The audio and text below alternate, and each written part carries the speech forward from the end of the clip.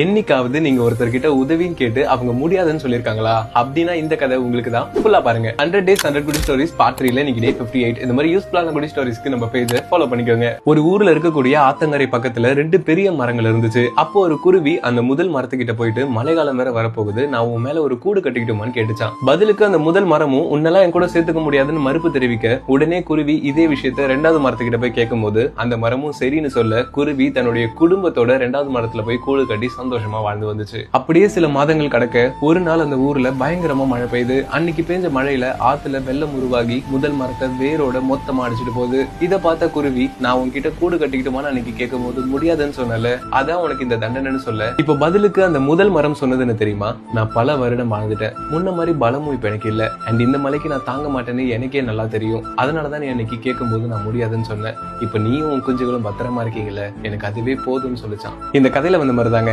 வெளியில இருந்து பார்க்கும்போது அவங்களுக்கு என்ன நல்லா தானே இருக்காங்கன்னு தோணும். பட் அவங்களோட சிச்சுவேஷன் என்னன்னு அவங்களுக்கு மட்டும் தான் தெரியும். சோ உங்களுக்கு ஒரு டைம் ஒருத்தர் உதவி பண்ணலன்றதுக்காக அவங்கள தப்பா நினைக்க வேண்டாமே. என்ன சொல்றீங்க? அண்ட் இந்த ஸ்டோரியை உங்க ஃப்ரெண்ட்ஸ்க்கும் ஷேர் பண்ணுங்க, அவங்களும் தெரிஞ்சுப்பாங்க.